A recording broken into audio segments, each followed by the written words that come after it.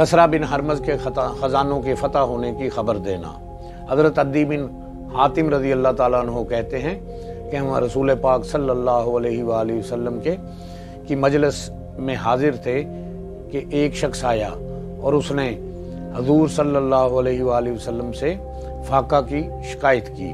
اتنے میں ایک اور شخص آیا اور اس نے راہزنی کی شکایت کی۔ اس وقت حضور صلی اللہ علیہ وآلہ وسلم نے ارشاد فرمایا، اے عدی بن حاتم، اگر تمہاری زندگی دراز ہوئی تو تم دیکھ لو گے کہ ایک عورت پردہ نشین ہیرا سے چل کر خانہ کعبہ طواف کے لیے آئے گی اور اسے سوائے اللہ رب العزت کے کسی کا خوف اور ڈر نہ ہوگا۔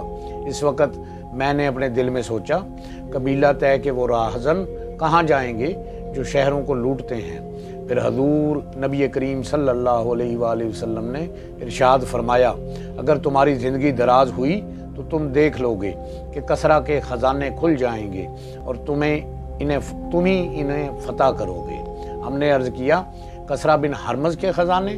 رسول پاک صلی اللہ علیہ وآلہ وسلم نے فرمایا، ہاں، کسریٰ بن ہرمز کے خزانے، اور فرمایا اگر تم زندہ رہے تو تم ضرور دیکھ لو گے کہ آدمی دونوں ہاتھوں میں سونا چاندی لیے ہوگا اور وہ تلاش کرے گا کہ کوئی اسے قبول کر لے، مگر وہ ایسا شخص نہ پائے گا۔ حضرت علی رضی اللہ تعالیٰ عنہ فرماتے ہیں کہ میں نے ایسا ہی دیکھا کہ ہودج نشین عورت کوفہ سے روانہ ہوتی ہے اور خانہ کعبہ پہنچ کر اس کا طواف کرتی ہے، مگر اسے اللہ رب العزت کے سوا کسی کا ڈر اور خوف نہیں ہوتا، اور میں خود ان لوگوں میں شامل تھا جنہوں نے کسریٰ کے خزانوں کو فتح کیا۔ اب اگر ہم لوگ زندہ رہے تو تم تیسری بات کو بھی پورا ہوتا ضرور دیکھ لیں گے۔ یہ تیسری بات حضرت عمر بن عبدالعزیز کے زمانہ میں واقع ہوئی۔ انہوں نے 2.5 سال خلافت کی اور وہ اس وقت تک فوت نہ ہوئے جب تک کہ ہم نے یہ نہ دیکھ لیا کہ ایک شخص بہت زیادہ وافر مال لاتا ہے اور کہتا ہے جہاں فقراء نظر آئیں یہ مال ان میں تقسیم کر دیا جائے۔ ایک آدمی مال لے کر ہر جگہ تلاش کرتا پھرتا ہے مگر اسے کوئی ضرورت مند نہیں ملتا، بالآخر وہ مال لے کر واپس لوٹ جاتا ہے۔